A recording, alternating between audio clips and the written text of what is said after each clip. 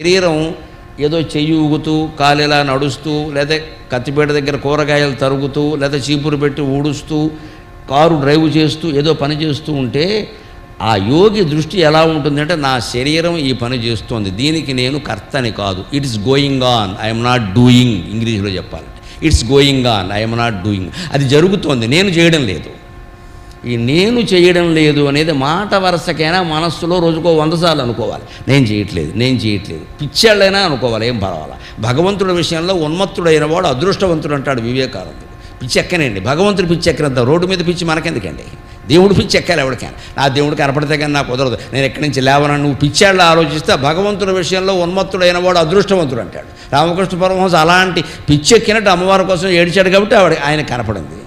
మనం అలా ఏడిస్తే కదా మనకి ఎప్పుడైనా బాధ వస్తే కనపడమంటాం, లేకపోతే కోరిక తెచ్చడానికి కనపడమంటాం. కోరిక తీరిపోయిన తర్వాత తరచు వద్దానని నీకు కూడా రెస్ట్ ఉండాలి కదా. ఎంత తెలివైన మాట, అమ్మవారికి కూడా రెస్ట్ ఉండాలి. ఎందుకంటే మనకు ఆవిడతో పని లేదు ఇప్పుడు. ఇంకా ఆయన అలా లేదు, నాకు ఏం వద్దు ఈ ప్రపంచంలో, భార్య కూడా వద్దు, ఈ మఠం కూడా వద్దు, ఏమొద్దు, నీ దర్శనం కావాలి అని తప్పించాడు. ఆ తపన ఉంటే తపస్సు, అదే భగవద్ దర్శనం. అందుకే ఇది ఉండాలంటే కర్తృత్వ భావన ఉండదు. అంటే ఏం చేయాలి, మన శరీరం నడుస్తూ ఉంటే, పాడుతూ ఉంటే, చేతులు కాళ్ళు కదులుతూ ఉంటే, అన్నం తింటూ ఉంటే, లోపల ఉన్న జీవుడుగా మాత్రమే మనం నేను అనే ఉనికిలో ఉండి ఈ శరీరపు చేష్టల్ని మనమే గమనిస్తూ ఉండాలి. అన్నం తినేటప్పుడు ఈ అభ్యాసం చేయొచ్చు. ఇలా తింటూ ఆ చేతిని ఆ ముద్దని చూస్తూ తింటే పావు గంటలో ఈ విషయం తెలిసిపోతుంది. మనం లోపల ఇలా ఉండగానే ఈ పనులు జరుగుతున్నాయని. అప్రయత్నంగానే జరుగుతుంది, పెద్ద ప్రయత్నం ఏమక్కర్లా. అన్నం తినడానికి, స్నానం చేయడానికి, కాలకృత్యాలు తీర్చుకోవడానికి బృహత్తర ప్రయత్నాలు ఏం అక్కర్లేదు, అవి జరుగుతాయి. జరగలేదంటే జీవక్రియ సరిగ్గా లేదనమాట. ఆకలి వస్తుంది, అన్నం తింటాం. కాలకృత్యాలకు సరే గంట కొడుతుంది, లోపలికి వెళ్ళాల్సిందే, కుదరదు. ఇక్కడ అన్ని పనులు మానుకోవాల్సిందే. స్నానము అంతే, ఇంక వేరే వస్త్రధారణ ఇవన్నీ అంతే, తప్పదు కదా. అది కొన్ని ప్రత్యేకంగా రోజులో అనుకుని చేసే పనులు ఏమన్నా ఉంటే మనము ప్రణాళిక వేసుకోవాలి. కానీ రోజువారీ కార్యక్రమాలకి ప్రణాళిక ఏముందండి, జరిగిపోతుంటాయి. అలా జరిగిపోతున్నాయి, నేను చేయడం లేదు. అకర్తృత్వ భావన, భగవద్గీత మొత్తం దీనికోసమే చెప్పాడు. నువ్వు పనులు మానద్దయ్యా, నేను కర్తనే అనే భావన మానై. కర్మణ్యేవాధికారస్తే మా ఫలేషు కదాచన మా కర్మఫల హేతుర్భో. అదే నేను కర్తనే కాదు అంటే, కర్మఫలానికి నువ్వు కర్తవి కాదు, వదిలే, నువ్వు యుద్ధం చేయి. అర్జున, వీరుడు ఎదురుగా వస్తున్నాడు, కర్ణుడో కాకరకాయో ఎవడైనా సరే, ఓ బాణమేవయ్యా అంటే పెద్ద శ్లోకాలు చదువుతావేటి ఇక్కడ. వాడు నా మనవడు, వీడు నా మేనమావ అంటూ నీకెందుకు ఆ గోళ? బాణం వేయకుండా యుద్ధం వచ్చింది బాణం వేయడానికే, బంధుత్వాలు పెట్టుకోవడానికే. యుద్ధం చేయడానికి నిశ్చయించుకున్నాక బాణం వేయాలి కానీ బంధుత్వాలు ఎందుకు పనికొస్తాయండి? వాడు ఉక్రెయిన్కి రష్యాకి యుద్ధం జరుగుతుంది, ఒక చిన్న పెట్ట లాంటిది ఉక్రెయిన్ దేశం. రష్యా ముందు ఏం నిలబడుతుందండి? రేపటికి అయిపోతుంది కార్యక్రమం, ఇక మనం చెప్పక్కల్లా. ఎందుకంటే నాటో వాళ్ళు ఇంతవరకు బాగా వెనకాల అటు ఇటుగా మాట్లాడిన వాళ్ళు నాటో అయిపోయారు వాళ్ళు. మేము ఎవరం కల్పించుకో. అన్యాయంగా ఒక దేశం బలైపోతుంది ఈవేళ, అన్యాయంగా బలైపోతుంది ఈవేళ. నిజంగా నేను హోటల్ గదిలో ఉన్నప్పుడు నాకు చాలాసార్లు గుర్తొచ్చిన వ్యక్తి ఎవరో తెలుసా? ఉక్రెయిన్ దేశ అధ్యక్షుడు. పాపం చిన్న దుఃఖం వస్తే మనం తట్టుకోలేమే, చిన్న టెన్షన్ ఆందోళన వస్తే మనం తట్టుకోలేమే. అంత దేశాధ్యక్షుడు, దేశాన్ని కాపాడుకోవాలి. రష్యా ఏమో గరుత్మంతుల్లా ఆక్రమించేసింది, ఈయన ఏదో చిన్న పాములా పోరాడుతున్నాడు, ఏమవుతుంది ఇది? అలాగని పారిపోయే రకంగా దాన్ని ఇవాళ కూడా చెప్పాడు, చచ్చిపోతే నా దేశ ప్రజల కోసం చచ్చిపోతానే, పారిపోనాడు ఆయన. ఆఫ్ఘనిస్తాన్లో ఏం జరిగిందో చూశారు, పారిపోయారు పాలకులు, తాలిబాన్లు ఆక్రమించుకున్నారు. అటువంటివి చూసాం. పాలకుడు పారిపోతే దేశం ఎందుకండి ఇంకా? అందుకే రాజకీయం నేర్చుకునే వాళ్ళు ముందు వేదాంతం ఎందుకు నేర్చుకోవాలంటే పారిపోకుండా ఉండడానికి. బాధ్యతల నుంచి పారిపోతావు, వేదాంతం వంట పట్టినందుకు ఎలా పారిపోతామండి? బాధ్యత వహిస్తాం, ఉండనే ఏదైనా కానీ. అలాంటి వాడు కావాలి కదా మరి. అందుకని నాకు మనస్సులో ఈవేళ చాలాసార్లు ఈవేళ కూడా ఆ అధ్యక్షుడు గుర్తొచ్చాడు. మనం ఏదో ప్రవచనం గురించో దేని గురించో ఆలోచిస్తున్నాం, ఇంతకంటే మనకేమి ఇక్కడ టెన్షన్లు ఆందోళనలు ఏం లేవు, ఉన్న చిన్నవన్నీ. ఆయన ఎంత ఆందోళనలో ఉండుంటాడు. ఆ ప్రాణి శరీరంలో నేనుంటే, నా శరీరంలో ఉక్రెయిన్ దేశ అధ్యక్షుడు ఉంటే అని నేను ఊహించుకున్నా సరదాకి. నా శరీరంలో ఉక్రెయిన్ దేశ అధ్యక్షుడు ఉంటే ప్రవచనం చెప్పగలడేమో కానీ నేను ఆయన శరీరంలో ఉంటే యుద్ధం మాత్రం చేయలేను, అనుమానం ఏం లేదు. ఇంకా ఆయన భాషలో ఆయన ప్రవచనం చెప్పేస్తాడు. వేదాంతం ఎవడైనా చెబుతాడు. లోకంలో 3 విద్యలు ఉంటూ ఉంటాయి, మా గురువులు చెప్పేవారు.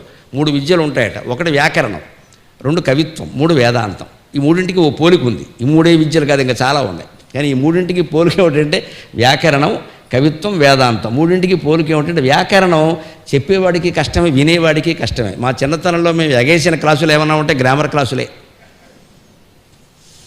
అది ఏ వ్యాకరణం వేరే, ఇంగ్లీష్ వ్యాకరణం అర్థమయ్యేది కాదు, తెలుగు వ్యాకరణం అంతకంటే కష్టంగా ఉండేది. వ్యాకరణం క్లాసు అనగానే గోకర్ణం పట్టుకుని పోదాం పదా అనేవాడు, ఇడిపోయేవాడు.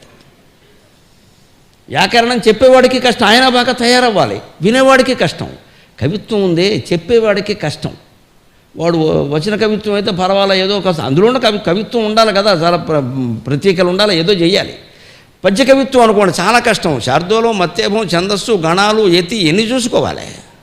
చెప్పేవాడు కష్టం, వినేవాడికే బాగుంటే చప్పట్లు కొడతాడు. లేదా ఈయన ఎవడ పెట్టాడా ఉగాది పూట చచ్చిపోతున్నా వెళ్ళాకంటాడు, వెళ్ళిపోతాడు వెనకాల నుంచి. అంటే వ్యాకరణం వినేవాడికి కూడా కష్టం. కవిత్వం చెప్పేవాడికి కష్టం, వినేవాడికి తేలికే. వేదాంతం ఉందే చాలా గొప్పదండి, చెప్పేవాడికి తేలికే, వినేవాళ్ళకి అంతకంటే తేలిక. ఎందుకంటే ఏది ఆచరించాల్సిన అవసరం లేదు, హాయిగా వెళ్ళిపోవచ్చు. చెప్పేవాళ్ళకు కూడా తేలికే, ఎందుకంటే బాధ్యతారహితమైన ప్రవచనం ఏదైనా ఉంటే వేదాంత ప్రవచనమే. దేనికి బాధ్యత వహించగల, మీరు పాటిస్తారో లేదో నాకెందుకండి. కనీసం క్లాసులో పాఠం చెప్పే మాస్టర్ వాళ్ళ మార్కులకి బాధ్యత వహించాలి. రేపు మార్కులు సరిగ్గా రాకపోతే హెడ్ మాస్టర్ అడుగుతాడు, ఇక్కడ ఏం అడుగుతున్నానో నేను చెప్పానంటే పాటించకపోతే నాకే అంటాను. అంత బాధ్యత లేదు. పైగా ఒక్క రోజులో ఏదైనా 2 గంటల్లో మాట్లాడే 4 శ్లోకాలు చెప్పామనుకోండి, అదేంటంటే 2 గంటల్లో 4, మరి ఆ సబ్జెక్టు అటువంటిది అని చెప్పొచ్చు. మనం సాగదీసాం, అంతకంటే ఏం లేదు. అక్కడ చేయొచ్చు, అమ్మాయే చేయొచ్చు. లేదు 2 గంటల్లోనే 20 శ్లోకాలు చెప్పేసాను, బాగా స్పీడ్గా వెళ్ళిపోయారు అంటే మరి అలా చెప్పకపోతే అవదండి. ఇది అలా దేనికైనా ఉంటుంది సమర్థన. ఇది ఓ రోజు ఎందుకు నెమ్మదిగా చెప్పాం, ఓ రోజు ఎందుకు స్పీడ్గా చెప్పాం అంటే మనకి చేతకాక చేసాం. అది ఆ విషయం ఒప్పుకోదు, దానికి ఏదో చెప్తారు. ఇక్కడ నాటకం ఇది. అందుకే వేదాంతం చెప్పడం తేలిక, వినడం తేలిక అన్నారు. కానీ దాని ఆచరణలో పెడితే ఎంత సుఖంగా ఉంటుందో ఇప్పుడు చెబుతున్నాను. మన శరీరం పని చేస్తూ ఉంటే, అన్నం తింటున్నా, ఏ పని చేస్తున్నా, వేరే శరీరం ఏదో చేస్తుంది. పశ్చాత్యన్య శరీరవతు, వేరే ఏదో శరీరం చేస్తుంది, దీంతో నాకు సంబంధం లేదు అని అనుకోగలిగితే, సంస్థవే చాపి నిందాయాం కథం క్షుభ్యేత్ మహాశయక. ఎవరు ఎంత సన్మానం చేసినా సరే, సంస్థవే చాపి స్తవం చేసినా సరే, స్తోత్రం చేసినా సరే, నిందాయాం నిందించినా సరే, రెండు ఆ వ్యక్తికి సమానమే. ఎందుకని? దండలేసి సన్మానాలు చేస్తూ ఉంటే ఈ శరీరానికి ఏదో వేస్తున్నారు దండలు, ఈవేళ ఇలా వేస్తారు, రేపొద్దున పోతే కూడా ఇంతకంటే ఎక్కువ బాగా వేస్తారు. అందరూ తలో దండ పట్టుకొస్తారు, కాస్త ఇలా జరిపి మొహంగేసి చూస్తారు. అయ్యో పోయాడా అని ఒకడు, అప్పుడే పోయాడా అని ఒకడు, ఎప్పుడో పోవాల్సిందని ఒకడు, రకరకాల వ్యాఖ్యానాలు. ఇప్పుడైతే ఐసు బాక్స్ ఒకటి తెస్తున్నారుగా కొత్తగా మన ప్రాణానికి, నిజంగా మన ప్రాణానికే, ప్రాణం పోయాకే పెడతారు దాన్ని. దాంట్లో ఏమిటంటే ఈ మొహం కనపడి సావదు, ఆ వచ్చేవాళ్ళు మొహం కోసం వస్తారు, వాళ్ళు ఈ దండలు తీసి ఇలా ఎలాగ తీయడం. ఇక్కడ అదేదో చూసి ఏదో ఇంకా రకరకాలు, పైకి ఏమో అప్పుడే పోయాడా అన్నప్పుడు, ఎప్పుడో పోవాల్సింది ఇంకా ఇంతకాలం ఉండమే విచిత్రం. ఇదేం వ్యాఖ్యానమో, పోయేవాళ్ళు ఏడుస్తుంటే. ఇంతే, ఎప్పుడు కూడా దండలేస్తారండి. బతుకున్న వాడికంటే పోయిన వాళ్ళకే ఎక్కువేస్తారు, మీరు చూసుకోండి. ఎందుకని? దానికో పెద్ద ఉంది శాస్త్రం. ఎందుకంటే వాసన రాకూడదు, చీమలు రాకూడదు, దానికో ప్రయోగం ఉంది, అందుకోసం వేసేయమన్నారు. శ్మశానానికి వెళ్ళే వరకు ఎవరికి అనారోగ్యాలు రావద్దు, బ్యాక్టీరియా వ్యాపించద్దు అంటే వేసేయాలి. పైగా పెర్ఫ్యూమ్ పరిమళం కొట్టిన పూలదండలు వేసేయాలి, లేకపోతే కుదరదు అది. అందుకని సరిగ్గా ఏమనుకోవద్దని సంస్థ వేశాపి నిందాయం. తను ఎవరైనా స్తోత్రం చేస్తున్నా సరే, నిందిస్తున్నా సరే, ఈ శరీరాన్ని ఎవరో స్తుతిస్తున్నారు, వారి పుణ్యం దానికి తగిన ఫలం వారికి లభిస్తుంది. ఈ శరీరాన్ని ఎవరో నిందిస్తున్నారు, దాని ఫలం వారికి లభిస్తుంది. కానీ ఈ రెండిట్లోనూ నిర్లిప్తంగా ఉండడానికి వీలు లేదు. నా అభిప్రాయం చెబుతున్నాను. స్తోత్రాన్ని నిందని సమానంగా తీసుకోమంటే పొగరుబోత్తనంతో రెండింటినీ పట్టించుకోవద్దని కాదు, అలా అర్థం తీసుకోకూడదు. మన తప్పు ఉండి నిందించినప్పుడు తప్పనిసరిగా మనం ఆ తప్పును సరి చేసుకోవాలి, సమర్థించుకునే ప్రయత్నం చేయొద్దు.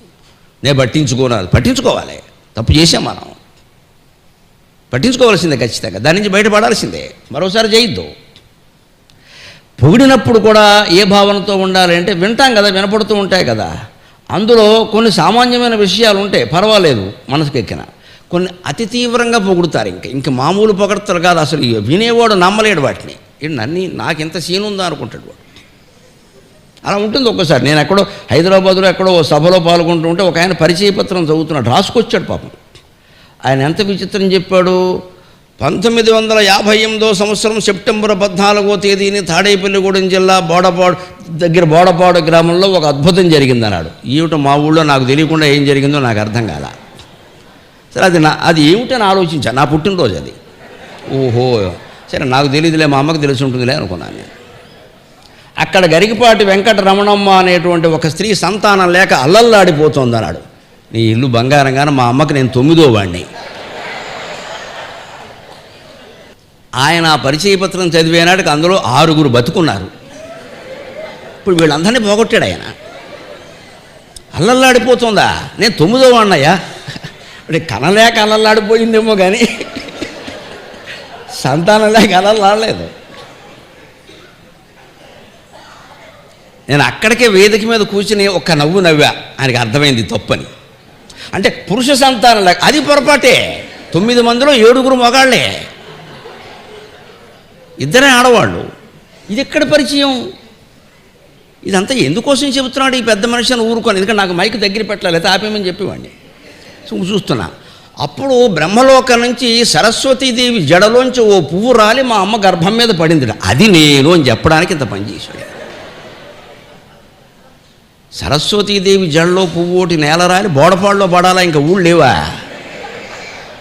పైగా ఈ అర్భకుడి మీద పడాలా? మా అమ్మ నన్ను కండానికి 8 రోజులు నిలబడింది, నొప్పులు పడ్డాను 8 రోజులు. 9వ సంతానం అంటే సస్తారా? 8 రోజులు నిలబడింది, గోడకు నిలబెట్టారు తువ్వాలు కట్టి. అంతయాతన ఆవిడ పడితే నువ్వు సరస్వతీదేవి నుంచి పువ్వు వచ్చి ఆవిడ గర్భం మీద నువ్వు చూసావా? వీడియో తీసావా? ఇవి అతి తీవ్ర పరిచయం. నిజంగా మీరు చెప్పండి, ఈ స్తుతిని కనుక నేను బుర్రకెక్కించుకుంటే వెంటనే చెడిపోను? ఇదేమిటిది? ఇదే ఉంటుంది, ఇలా ఉంటాయి. అందుకే మీకు విష్ణు సహస్రం ప్రమాణం అమ్మ. స్తవ్యస్తవ ప్రియ స్తోత్రం స్తుతి స్తోత రణప్రియక. ఆ నామాలు వరుసగా గమనం. స్తవ్యక స్తవప్రియక స్తోత్రం స్తుతి స్తోత రణప్రియక. స్తవ్యక స్తుతింపబడేటువంటి విష్ణుమూర్తి ఎవరో. స్తవప్రియక ఆ స్తవాన్ని ఇష్టపడేటువంటి వ్యక్తి ఎవరో. స్తోత్రం చదివే స్తోత్రం ఏదో. స్తుతి పోనీ చిన్నదాన్ని స్తుతి అంటారు, పెద్దదాన్ని స్తోత్రం అంటారు. లలితా సహస్రనామ స్తోత్రం అంటారు, విష్ణు సహస్రనామ స్తోత్రం అంటారు. స్తుతి అనరు. ఏదో 5 శ్లోకాలు 6 శ్లోకాలు చిన్నది ఉందనుకోండి స్తుతి అంటారు. అందుకని స్తవ్య స్తవప్రియ స్తోత్రం స్తుతి. స్తవ్యస్తవ ప్రియ స్తోత్రం స్తుతి. చివరి మాట కీలకం. స్తోత ఆ స్తోత్రం చదివేవాడు. ఇవన్నీ విష్ణుమూర్తే మొత్తం. అదే ఇది దాని అర్థం. చదివేవాడు, చదివితే ఇష్టపడేవాడు, ఆ చదివే స్తోత్రం అది పెద్దదైనా చిన్నదైనా ఆ స్తోత్రం ఇవన్నీ విష్ణుమూర్తే అంటుంటే భేదం ఎక్కడుంది? విష్ణు సహస్రం అద్వైతాన్నే బోధిస్తోంది. ఏకమేవ అద్వితీయం బ్రహ్మ. అంతే, ఒక్కటే సిద్ధాంతం. అక్కడ అంతా ఉన్నది ఒకటే. చదివేవాడు విష్ణువే, చదివించుకునేవాడు విష్ణువే, చదివితే అనుగ్రహించేవాడు విష్ణువే, చదివే స్తోత్రము విష్ణువే. అది చిన్న స్తుతి అయితే అది కూడా విష్ణువే. స్తవ్య స్తవప్రియ స్తోత్రం స్తుతి స్తోత రణప్రియ. రణప్రియ వేరే దానికి అన్వయం, దానికి సంబంధం లేదు. ఇది విష్ణు సహస్రనామ రహస్యం. విశ్వం విష్ణువు అలాగే మొదలైంది అద్భుతమైన స్తోత్రం. విశ్వమంతా విష్ణువే, విష్ణువు కానిది లేదు. అటువంటి విష్ణువు అంటే అద్వైతమే, అనుమానమే ఉంది అందులో. విష్ణు సహస్రమే చెబుతోంది, భాగవతం చెబుతోంది ఆ విషయాన్ని. ఇది ఏకమేవ అనేటువంటి సిద్ధాంతాన్ని నమ్మితే మనకు కలిగే ప్రయోజనం ఏమిటి? మనశ్శాంతి ఎక్కడొస్తుంది? ఆ దుఃఖం ఎప్పుడు పోతుందా అంటే సంస్థమే చాపి నిందాయాం. ఎవరైనా నేను పొగుడుతున్నా సరే, నింద చేస్తున్నా సరే, ముందు మామూలుగా ఆలోచించి ఆ పొగడతకి మనం అర్హులమేనా? ఇది ఇప్పుడు ఇంత విపరీతమైన పొగడతలైతే మనం అర్హులంగా తెలుస్తుంది. అది వంట పట్టించుకోకూడదు. మామూలుగా ఎవరైనా మెచ్చుకుంటారు, మెచ్చుకుంటున్నారంటే మన బాధ్యత పెరిగిందన్నమాట. మన బాధ్యత పెరిగిందన్నమాట. అంతే, దాన్ని పట్టించుకోవాలి. ఓ ఎంతమంది మెచ్చుకుంటున్నారంటే మన బాధ్యత పెరిగింది, జాగ్రత్తగా ఉండాలి, ఇంకా బాగా చదువుకోవాలి. క్లాసులో చిన్నపిల్లాడికి ఏదైనా మంచి మార్కులు వస్తే మీరు చేయాల్సింది కేవలం మెచ్చుకోవడం మాత్రమే. ప్రశంస పొగడతా కాదు. ముఖ్యంగా పిల్లల మొహాల మీద ఎప్పుడూ మెచ్చుకోకూడదు. దయచేసి గుర్తుపెట్టుకోండి. ఇప్పుడు విద్యా వ్యవస్థలో పెద్దగా జరుగుతున్నది ఇదే.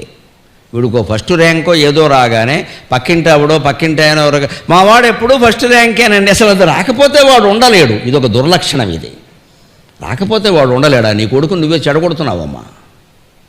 ఫస్ట్ ర్యాంక్ రాకపోతే ఉండలేడా? అదో వ్యాధి. ఎవరికైనా డాక్టర్కి చూపించి 4 మందులు ఇస్తారు. అంటే అంత అసూయ పెంచేస్తున్నారు వాళ్ళు పిల్లల్లో. ఈ మాట రాకూడదు. అక్కడ మంచి మార్కులు వచ్చాయండి కానీ కొంచెం తిక్క లక్షణాలు ఉన్నాయి అంటూ ఉండాలి. ఆ తిక్క లక్షణాలు మార్చుకోమని చెప్పడం. అది అంటే తల్లి వెంటనే తండ్రి ఏం చెబుతున్నారంటే నీ మార్కులు నాకు లెక్క కాదు, నీ తిక్క నాకు లెక్క, అది మార్చుకో. అప్పుడు వాడు తిక్క శంకర ఎవడు మార్చుకుంటాడు. మనం మార్కుల్నే ప్రశంస చేసామనుకోండి. అందులో తల్లి తండ్రి లోకంలో ఎవరైనా కీర్తించవచ్చమ్మా, పిల్లల్ని తల్లిదండ్రులు కీర్తించకూడదు. శాస్త్రం స్పష్టంగా చెప్పిన మాట. గురువును స్తుతించవచ్చు, పరోక్షే ప్రత్యక్షే గురవస్తుత్యాహ పరోక్షే మిత్రబాంధవాహ కార్యాంతే దాసభృత్యాశ్చ పుత్రస్తు నకదాచన. పుత్రులు పుత్రికలు అర్థం చేసుకోవాలి. ఎప్పుడూ మీ తల్లిదండ్రుల నుంచి ఏ వయస్సులో కూడా మీరు ప్రశంసలను ఆశించవద్దు. వారు మిమ్మల్ని ప్రత్యేకించి ప్రశంసించారంటే ఆయుక్షీణంగా భావించాలి. వాళ్ళు 4 అక్షంతలు వేయడమే మంచిది. అంటే అక్షంతలు ఆశీర్వచనం, తిట్లు కూడాను చెబుతూనే ఉండదు. తల్లిదండ్రులు కూడా మన లోపం చెప్పకపోతే ఎవరు చెప్తారండి? గురువుల్ని మనం ప్రత్యక్షంగానే కీర్తించవచ్చు. గురువు గర్వం రాదు, ఆయన గురుస్థానంలో ఉంటే రాదు. పరోక్షే మిత్ర బాంధవాక, మన మిత్రుల్ని బంధువుల్ని మనం స్తుతించాలని అనిపిస్తే పరోక్షంలో చేయండి. మీ స్నేహితుడిని కానీ స్నేహితురాలను కానీ వాళ్ళు చెప్పుకుంటారు వాళ్ళు నీ గురించి మొన్న వెళ్ళినప్పుడు ఆవిడ చాలా మంచి మాటలు చెప్పిందంటే ఆవిడకి మీకు స్నేహం బాగుంటుంది. పరోక్షంగా చెప్పాం కదా, ప్రత్యక్షం అయితే పోగొడతా, పరోక్షంగా చెప్పాం. కార్యాంతే దాసభృత్యాస్త, సంస్థలు నిర్వహిస్తున్న వాళ్ళు కాదు, ఇళ్ళు సంసారాల్లో ఉండేవాళ్ళు కూడా నేర్చుకోవాలి. పని మనుషులతో ఎలా వ్యవహరించాలంటే పని అయిపోయాక మెచ్చుకోవాలమ్మా. అందుకే పని మనుషులకు డబ్బు ఇచ్చినా, బహుమతి ఇచ్చినా, పాత చీర ఇచ్చినా, కొత్త చీర ఇచ్చినా పని అయిపోయాక ఇవ్వాలి, జీతం ఇచ్చేటప్పుడే ఇవ్వాలి. ఎవరిని అవమానించడం సన్మానించడం కాదండి, వ్యక్తుల మనస్తత్వాలు అంతే. దాన్ని బట్టి వాళ్ళకి ఆ రోజున కావాలంటే 100 రూపాయలు ఎక్కువ, దానికి 100 రూపాయలు ఎక్కువ, నువ్వు బాగా పనిచేసేవే ఈ 100 ఉన్నాయి, కానీ ఇక నుంచి ప్రతి నెల 100 ఇస్తాను అనకూడదు, అది తప్పది. ఈ ఇచ్చే 2000 కంటే అది ఆశిస్తుంది 100, అది ఎక్కువైపోయింది. కార్యాంతే దాసభృత్యాచ, శాస్త్రం అంత గొప్పగా ఉందండి. పుత్రస్తున కదాచన, కుమారుణ్ణి కానీ కుమార్తెను కానీ ఎప్పుడూ ప్రత్యక్షంగా కానీ పరోక్షంగా కానీ పొగడద్దు అన్నాడు. ప్రత్యక్షంగా అసలే తప్పు, పరోక్షంలో కూడా ఎవరైనా వచ్చి ఏమంటే మీ అబ్బాయి చాలా గొప్పవాడంటే ఏదో అలా చేస్తున్నాడు మీ అందరూ ఆశీర్వచనం అంతే. నిజమేనండి, వాడిని నన్ను మించిపోయేలా అంటే ఈయన బాధపడిపోతున్నాడు అనమాట. అప్పుడే కొంపలు అంటుకుంటున్నాయి ఇక్కడ, ఎందుకు అంత పోగొడతా, ఇది వాడికి వచ్చేస్తాడు, వాడికి వచ్చేస్తుంది. ఇంకా నాన్నగారి కంటేనే గొప్పవాడిని, మావయ్య కంటే గొప్పవాడిని, అందరికంటే గొప్పవాడిని. ఇంత స్పష్టంగా ఉంటుంది శాస్త్రం. శాస్త్రానికి ఎవరి పట్ల మొహమాటాలు ఉండవు ఇక్కడ. అందుకనే స్తవ్య స్తవ ప్రేయ స్తోత్రం. ఎవరైనా స్తుతి చేస్తుంటే పట్టించుకోవాలి, మన బాధ్యత పెంచుకోవాలి. నిందించారనుకోండి, నిజంగానే ఎందుకు అంత బాధపడుతున్నారు, నిందిస్తున్నారు, నింద వెనకాల కోపం ఉంటుంది కదా, కోపం వెనకాల బాధ ఉందా, లేదా అసూయతో కూడా నిందిస్తారు, కొంత వదిలేయండి, మనకి వేరే విషయం. బాధ్యతతో బాధపడి మన కోప్పడి నిందిస్తున్నారంటే బాధ ఉందన్నమాట. మనం అర్థం చేసుకుందాం, చెప్పేద్దాం, పర్వాలేదు, బాధపడతాం చెప్పేద్దాం, దానికి పెద్ద విషయం ఎక్కడ, దానికి అహంకారానికి పోవలసిన అవసరం ఏం లేదు. మిమ్మల్ని బాధ పెట్టాను క్షమించండి, అయిపోయాయి, ఒక దెబ్బతో. కొంపలేమో అటుకుపోలేదు దాంట్లో. దానివల్ల మన ఔన్నత్యం పెరుగుతుంది, ఏమి తరగదు అక్కడ, సమస్య పరిష్కారం అయింది. నేను నీకు చెప్పేది ఏంటంటే చాలా గొడవలు అయిపోతాయి, అనవసరం అది. లేదు అనవసరంగా నిందిస్తున్నాడు, ఆయన అసూయపడి నిందిస్తున్నాడు, మనం జవాబు చెప్పక్కర్లేదు. ఇతరులు ఉపేక్ష మాత్ర దండియులు, చెన్నైశ్వరు రాస్తాడు ఒక మాట. కొంతమందిని మన జీవితంలో ఉపేక్ష చేయాలి, నస్మరంతే అంటారు సంస్కృతంలో. వాళ్ళ గురించి మనం స్మరించట్లేదు అంటే వాళ్ళకి శిక్ష వేస్తున్నట్టే లెక్క. ఎక్కడ పేర్కొనద్దు, ఎక్కడ పేరు చెప్పొద్దు, మనస్సులో కూడా ఆలోచించద్దు, వదిలేసామంతే విషయాన్ని. మన మనసు ప్రశాంతంగా ఉంది. ఇది సంస్థమే చాపి నిందాయాం కథం క్షుభ్యేత్ మహాశయ. ఇప్పుడు వేదాంతం నిజ జీవితంలో అన్వయించుకోవడానికి ఎక్కడ కష్టం అవుతుందండి, నాకు అర్థం కాదు. ఇవన్నీ నిజ జీవితమే కదమ్మా. స్తోత్రాలు మనం వినడం లేదా, నిందలు మనం పడడం లేదా, జనసమూహంలోకి మనం వెళ్ళడం లేదా, ఏమిటి చేయలేదు, అన్నీ మన జీవితంలో ఉన్నవే. వేదాంతం అనేది 70 ఏళ్ల తర్వాత వినడం ఏంటండి, వీలైతే 7 ఏళ్ల నుంచే వినాలి. వేదాంతాన్ని మించిన శాస్త్రం మీద, ఇది సైన్స్. వేదాంతం వేరు, మామూలు భక్తి పురాణాలు వేరండి, దయచేసి అర్థం చేసుకోండి. వేదాంతం శాస్త్రం, పురాణం శాస్త్రం కాదు. శాస్త్ర ప్రమాణం అని మాట్లాడేవాళ్ళు 6 శాస్త్రాల్లోంచే ఉదాహరణ ఇవ్వాలి. పురాణం నుంచి ఉదాహరణ ఇచ్చి శాస్త్ర ప్రమాణం అనద్దు ఇక్కడ. 18 పురాణాల్లో ఏదీ శాస్త్రం కాదు. అది ప్రమాణం ఎప్పుడవుతుంది అంటే వేదంలో, శాస్త్రంలో దానికి ఆధారం ఉంటేనే అవుతుంది. వేదం ప్రమాణం, శాస్త్రం కంటే ప్రమాణం. తర్వాత ప్రమాణం శాస్త్రం, ఇది ధర్మ, శబ్ద, జ్యోతిస్తర్క, మీమాంస, ఈ 6 శాస్త్రాలు. తర్వాత ప్రమాణాలు పురాణాలు, తర్వాత ప్రమాణాలు కావ్యాలు. కావ్యాల్లో కవిత్వం ఉంటుంది, వర్ణన ఉంటుంది, బోల్డ్ విషయాలు వర్ణిస్తారు. అవన్నీ నిజాలు కావు, కవి సమయాలు అంటారు వాటిని. కవిగారు ఇష్టం కొద్దీ చేశాడు ఆ పని. అది ఎప్పుడు ప్రమాణం అవుతుంది? అలసాని పెద్దన గారి మాటలు, నన్నయ్య భట్టు గారి మాటలు సహా మహాకవి శ్రీ విశ్వనాథ వారి కవిత్వంలో మాటలు ఎప్పుడు నిజమవుతాయంటే దానికి వేద ప్రమాణం ఉందా, శాస్త్ర ప్రమాణం ఉందా? దాన్ని కొంచెం అతిశయోక్తిగా చెబుతారు, పర్వాలేదు, ఆకట్టుకోవడానికి చెబుతారు, అది ప్రమాణమే. వేదంలో కనుక దానికి విరుద్ధంగా ఉందంటే కావ్యాన్ని మనం ప్రమాణం అనడానికి వెళ్ళేది. అది సమన్వయం వైరుధ్యం చూసుకోవాలి అక్కడ. అప్పుడు ఖచ్చితంగా జీవితం ఎలా ఉంటుందండి? కథం క్షుభ్యేత్ మహాశయ, ఎక్కడ మనం క్షోభపడాల్సిన అవసరం ఉండదు. ఏదైనా చిన్న చిన్న సమస్యలు వచ్చినా 1-2 గంటలు అవి మనల్ని బాధపడతాయి, తర్వాత వెళ్ళిపోతాయి. తర్వాత వెళ్ళిపోవాలంటే ఒక్కటే లెక్క, మళ్ళీ దాన్ని స్మరించద్దు. ఇంకా దాని గురించి చర్చించుకుంటూ దాని గురించే మాట్లాడుతూ ఉంటే అసలు సమస్య కంటే ఇది ఎక్కువైపోతుంది. ఇది మనసులోకి వెళ్ళిపోయింది ఈ సమస్య, అది వదలడం లేదు. ఉన్న కార్యక్రమాలన్నీ పాడైపోతాయి. అక్కడే మనిషి దృఢంగా ధైర్యంగా ఉండి తక్షణం నిర్వర్తించవలసిన కర్తవ్యం ఏముందో అది చేసేయాలంతే లెక్క. అప్పుడు ఖచ్చితంగా దాని నుంచి మనం బయటపడిపోతాం. ఇది అష్టావక్ర గీత వల్ల కలిగే ప్రయోజనం. ఎన్ని సమస్యల నుంచి ఎంత హాయిగా బయటపడవచ్చు. ఆలోచించద్దు, ఊరికే చేయవలసింది ఏదో చేసేయి, వచ్చేసే ఇంటికి అంతే.